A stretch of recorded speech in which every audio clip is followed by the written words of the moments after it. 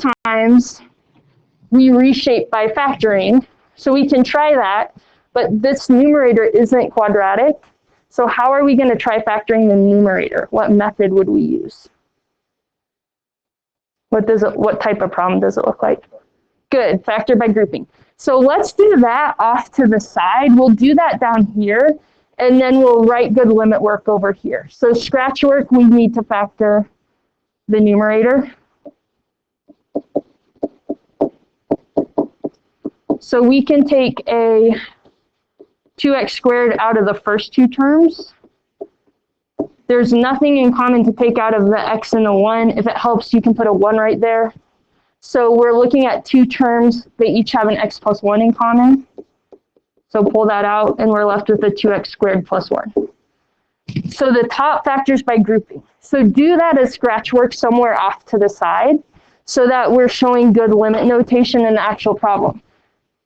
Remember, we're continuing to write the limit as x goes to -1 until we substitute it. So all I'm doing in this first step is writing the numerator as something factored. And the denominator we're going to have to factor as well, but that we can do in our head. We didn't need scratch work for. So now I can see that the x plus 1s cancel out. It's completely fine to cancel them like that, but make sure you write a clean limit before substituting in. So our clean limit is 2x squared plus 1 over x minus 1. I know it's time to plug in because we canceled out something on top and bottom. That was what was giving us the 0 over 0. If we plug in -1, we should get -3/2 back. So -3/2 is our answer.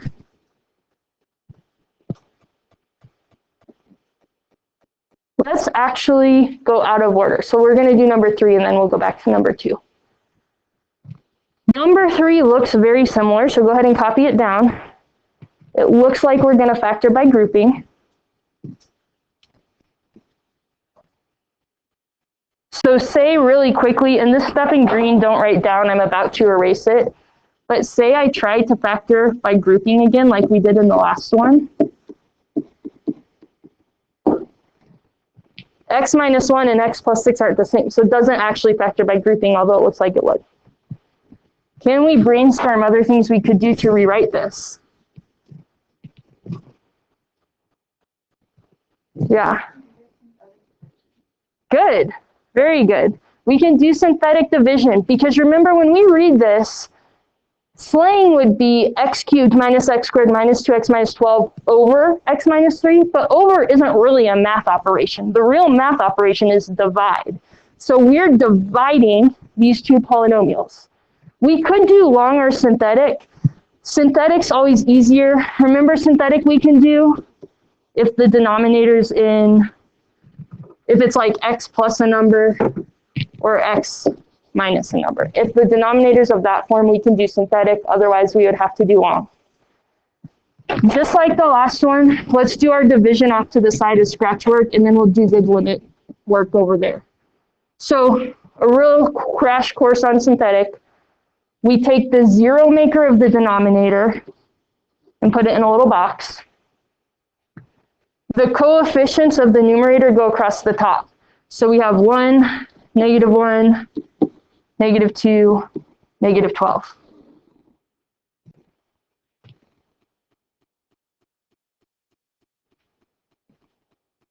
Okay, remember for synthetic, we're always adding down. So this first one drops down, and we're multiplying on the diagonal. So the 3 goes there, and then add down, multiply on the diagonal, add down, multiply on the diagonal, and add down. It's nice that we got 0 because that means there's no remainder. So what I know is the top polynomial divided by the bottom polynomial equals x squared plus 2x plus 4. We remember that we reduced by 1. Do you guys know mathematically why you're reducing by 1? Are you a little bit like Creek math robots and your math teacher told you to reduce by 1? A little bit? What's x cubed over x? X squared. So if you're doing a cubic divided by an x, that would be an x squared. That's why you reduced by 1. So what I know now is this limit. If I know this polynomial divided by this polynomial is x squared plus 2x plus 4, I can rewrite the limit as such. So we have limit as x goes to 3 of x squared plus 2x plus 4. So that's our rewrite. And then if we plug in 3, we get 19 back. So try factoring by grouping first, but if it doesn't factor, we can divide. Okay? And if the problem was like an x squared minus 3, we would still divide, but then we'd have to use long division, not synthetic division. Okay, going backwards to number 2. We have limit as x goes to 0 of root 3 plus x minus root 3 all over x. Bless you. Technically, I should plug in 0, but if I do, I get 0 over 0. How do we handle these radical ones?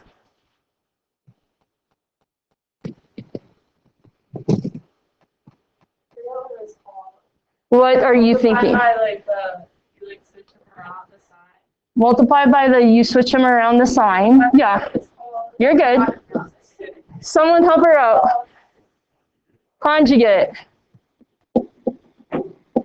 Whatever we do to the top, we have to do the bottom to keep our fraction balanced. So let's remember over here how conjugates work so you don't have to show a lot of stuff. We're going to do this the long way once, and then we're going to never do it the long way again. If we're multiplying by the conjugate, the top,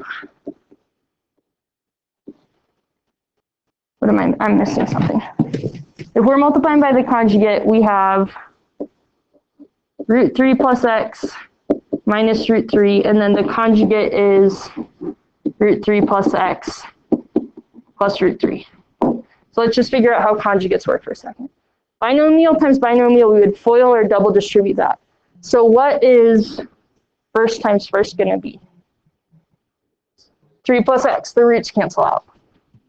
This is the part we're going to do the long way once, and then we're never going to do it the long way again.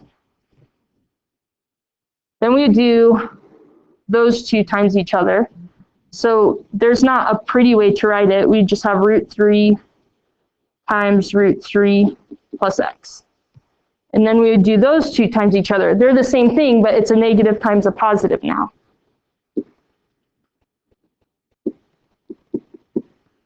And then last times last, the roots cancel out again. Just be careful of the sign. It's negative times a positive. What I want you guys to notice about conjugates, and this is true for all conjugates, is these middle two terms in green are always opposites, so they should cancel out every time. So rather than foiling it out and writing it the long way every time, I want you guys to know that those are going to cancel out, and you're really just doing first times first and last times last. So over here in our limit work, show that you're multiplying by the conjugate, and then don't show out all this extra stuff. Just know how conjugates work. So this is first times first, the middle terms cancel out, there's last times last. That's going to save you guys a lot of writing, and I think it will cause fewer algebra errors if we show a little less work than trying to do it the long way every time. So now things should cancel out. 3 minus 3 adds to 0. X over x divides to 1. So everything in the top canceled out. What number is on the top if it all canceled out? A 1 or a 0? A 1, yep. Notice, you guys, I'm still writing limit as x goes to 0. Here's my clean limit. And then once we plug in the 0, we can stop writing the limit. So that would give us 1 over 2 root 3 as our answer.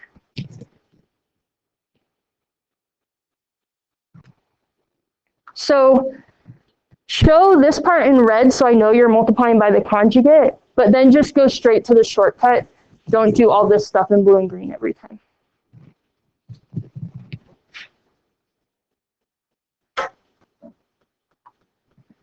All right, you guys, this one gets fun. we have f of x is x squared plus 3x. So there's our function, and we want to find this limit. Remind me, what's this triangle called? Or what is it? It's delta, which means change in. Does anyone know the band Alt-J? Okay, that's a different discussion then for another day. So it means change in x, and I want you just to, it's like one thing. Treat it as one thing. It's not like two different things. Treat that as one thing or one variable. The trickiest part is getting this f of x into this messy looking limit formula. So let's just talk about what we know about function notation. If we want f of 2, that means plug 2 in for all the x's. Yes? If we want f of a, that means plug a in for all the x's. If we want f of smiley face, that means plug smiley face in for all the x's. But in this problem, we really want f of x plus delta x. So if we want f of x plus delta x, that means anywhere you see an x, you're plugging in an x plus delta x. So the way that's going to look is I'm plugging an x plus delta x into that x squared. I'm also plugging an x plus delta x into that x. And determining what f of x plus delta x is probably the hardest part of this problem. What things are you guys wondering about this function notation before we actually do the limit problem? Okay, here we go. We're rewriting this limit with our specific f of x function. We already determined what f of x plus delta x was. So f of x plus delta x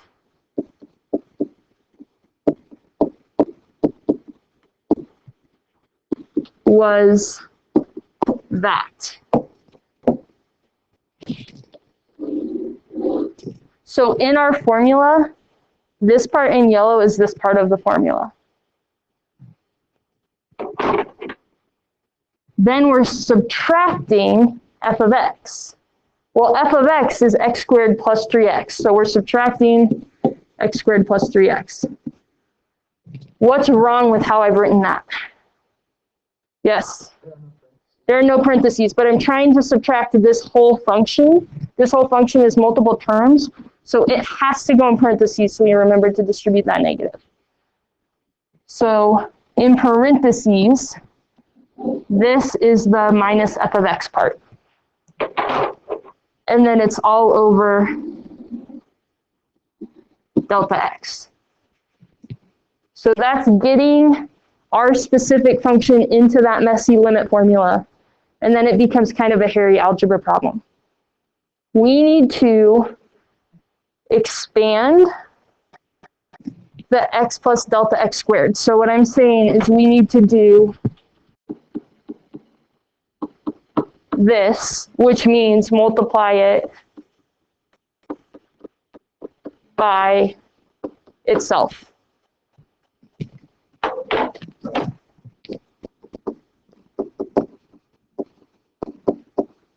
All right, x times x we know is going to give us x squared. For the middle terms, do you guys see how we're going to have x times delta x plus another x times delta x? So in total there's 2 of those. So we have 2 x plus times delta x.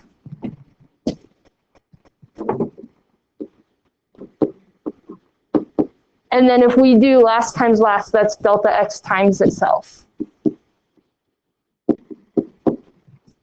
So again, just in color coding this because it's such a messy problem.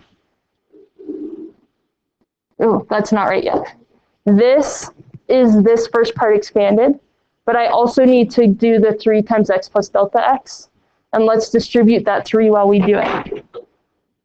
So 3x plus 3 delta x. So all of this That's not even the whole numerator.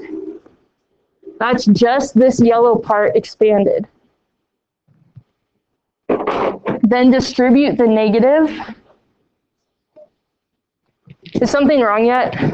Is something wrong yet? No, I'm just saying my deltas put subpar back here. Oh, subpar deltas? Subpar deltas. What are they looking like? Kind of like circle, no? All right. It's fine. Circle, triangle. What's the difference? Just a few more sides. Distribute your negative through. So there's that part. All over delta x. Show your parents what you did today. They're going to think you're like geniuses when you like put this on your fridge tonight. And then things should cancel out. So x squareds add to 0. 3x's add to 0. Okay, here's what I need you guys to notice.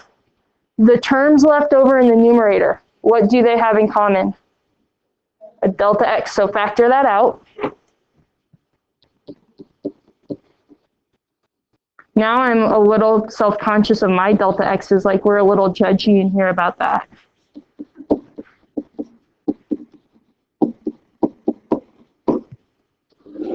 And so now the delta x's cancel. So here's our clean limit.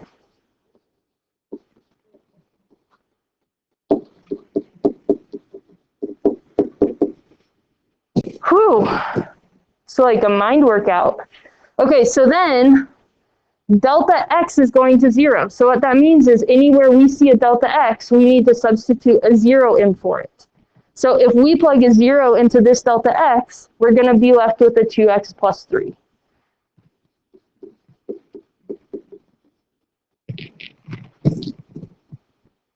How do I know that that's right?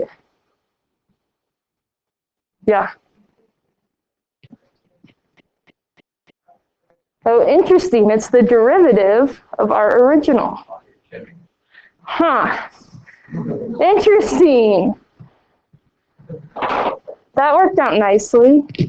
What a coincidence. What a coincidence. All right, you guys, one more before we do squeeze theorem, and then we're doing some new stuff. I put square roots on here because square roots will lie to you. No other function lies to you like a square root function. That kind of sounds like a song, like a title of a song, of like a nerdy math song. No? It does. Okay, we're going to do 5b first to talk about why square root functions will lie to you. We know if we're thinking about the graph, square root of x plus 3 gets shifted to the left 3. So the graph looks like that. Now, say I'm just doing this algebraically. I would plug in -3. And if I plug in -3, I get 0 back. And we usually always say if I plug in a number and get a number back, I'm done, right? Okay, here's why this is lying to us. So this is my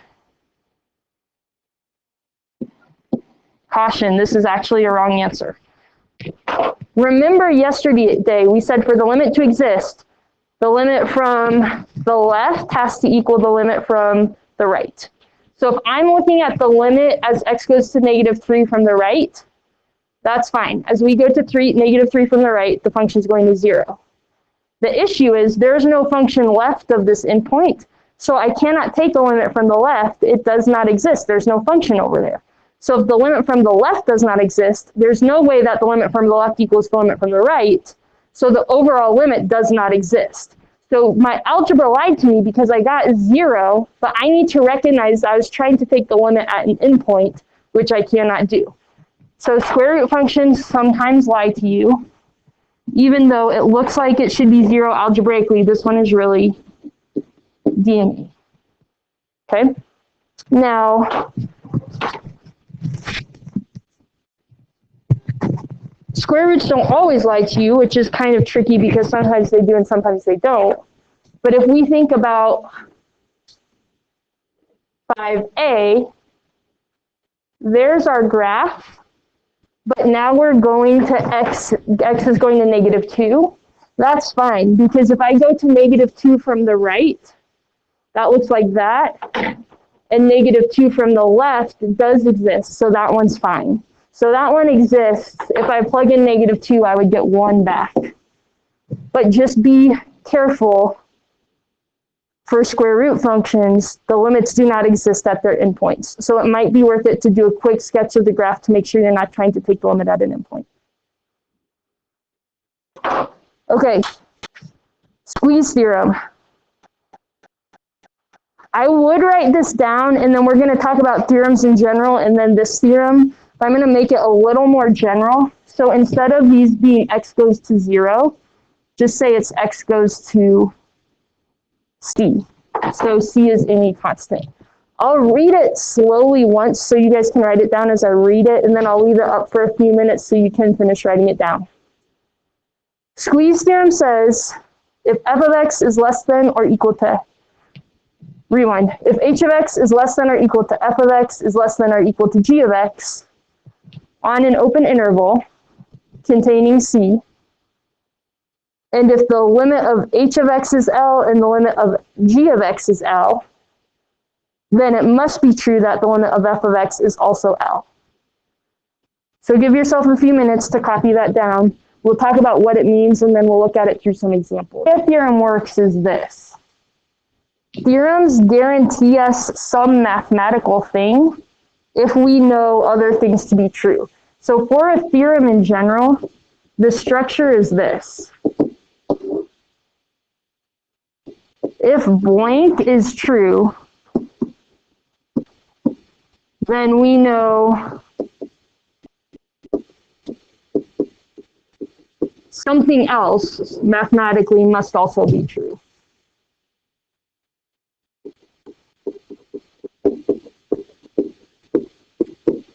So let's kind of talk about that structure with our squeeze theorem.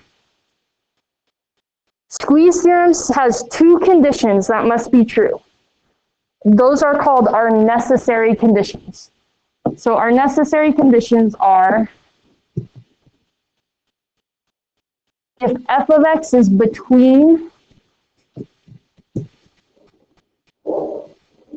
so this is inequality, but in words I would say f of x is in between h of x and g of x.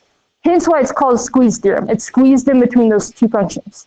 Some textbooks actually call it sandwich theorem because it's sandwiched in between 2 functions. So one of our conditions that has to be true is f of x is between h of x and g of x. The other necessary condition is that h of x and g of x have the same limit. So if we have a function between 2 others, and these 2 functions have the same limit, then f of x must also have that same limit.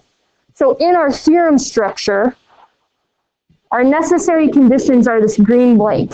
If blank is true, so if these 2 things highlighted in green are true, then we know the limit of f of x must also equal L. So that's how a theorem works. If we meet certain requirements or necessary conditions, we're guaranteed something else about f of x. So we're going to use squeeze theorem to calculate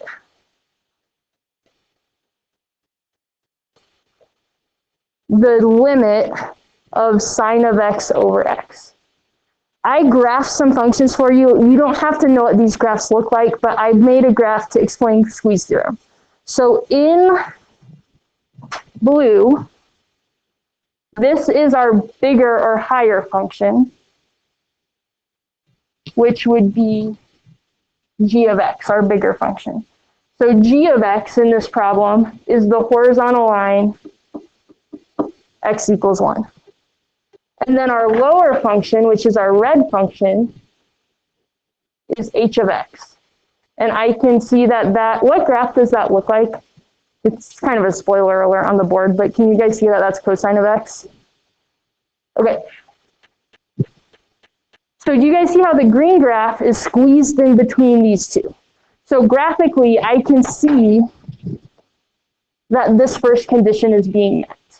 I have a function between 2 others. You don't have to know what this green graph looks like by heart, but just so we're on the same page, this is f of x, and that's the graph of sine of x over x. So sine of x over x is graphically between the blue and the red function. Moreover, looking at it graphically, as x goes to 0, what's the blue function getting closer to? 1, right? That's a y value of 1. Oh, that one's over here. As the red function gets closer to 0, isn't that also going to 1? So the green function is between the blue and the red, and the blue and the red function have the same limit. So that also tells me the red function also has that same limit. So what I know by the squeeze theorem is that the limit as x goes to 0 of sine of x over x is also 1. Okay, so that's how the squeeze theorem works. There is not a lot I want you guys to memorize in chapter 1, but this is probably the one limit I do want you guys to memorize. So box that, tell yourself you need to memorize that one limit. And we proved it by the squeeze theorem. We could also do that limit using L'Hopital's rule if you know L'Hopital's rule. If you don't, that's fine. We'll learn it eventually. It's not a big deal right now. So it's also true that the limit as x goes to 0 of its reciprocal, x over sine of x is 1. But you also have to be careful. Just because you have a sine of x over x doesn't mean the limit's always 1. It's only true if x is going to 0. In this one, x is going to infinity. So let's think about this limit numerically. If x is going to infinity, that means x is getting bigger and bigger and bigger. So say I start at x equals 10. If I'm going to infinity, what would I plug in next for x?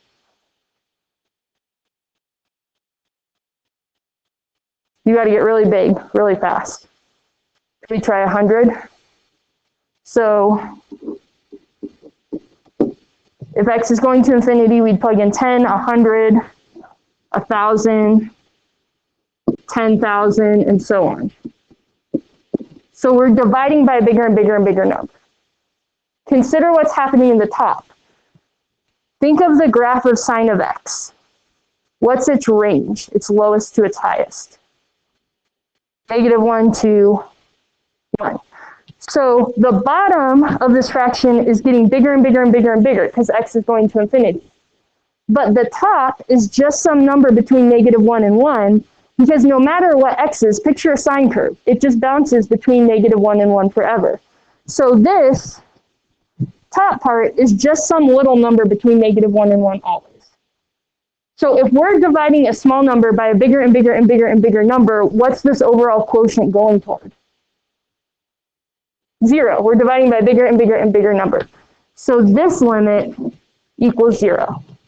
So just be careful. It's true the limit as x goes to 0 of sine of x over x is always 1, but you have to make sure x is going to 0. If x is going to something that's not 0, that's not true anymore. Okay, then we can use that. Oh, okay, so then let's check. As long as x is going to 0, if what's inside the sine function is the same here as it is in the denominator, that will also always go to 1. So it's sine of 5x. If the denominator matches, as long as x goes to 0, that will be 1.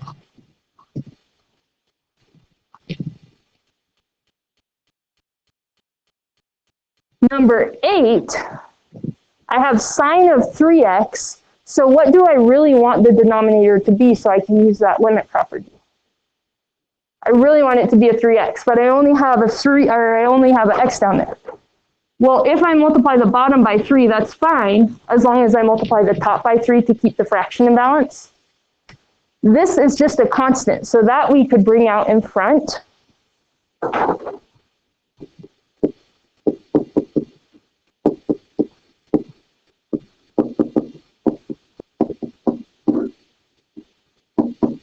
So just so we're clear, this constant can go out in front of the limit. And then we have 3 times 1.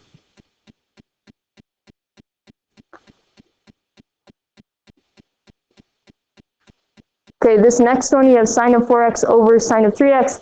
Check, x is going to 0, so I should be able to use that rule in some way. If I have a sine of 4x, what do I really want this sine of 4x over to use my property? Because remember, what's in the sign has to match in the denominator. So don't I really want a 4x down here? Okay, let's make that happen. So let's just put a 4x there. Just like the last one, that's fine, as long as whatever I do to the bottom, I do to the top. So we're going to do the same thing in the denominator. I have a sine of 3x, so I must really want a 3x down there, which is fine, as long as whatever I do to the top, I do to the bottom. Now, this x divided by x cancels out, and now 4/3 is a constant, so this 4/3 can come out in front of the limit.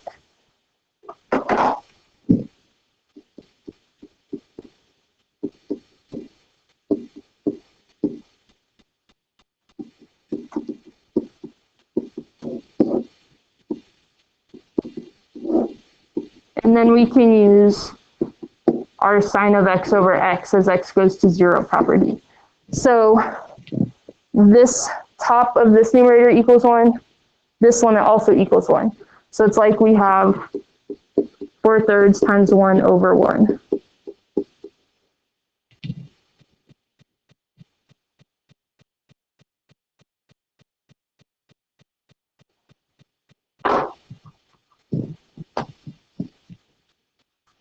I have one more to do with you guys, and then we might have time for like 1 or 2 practice problems at the end.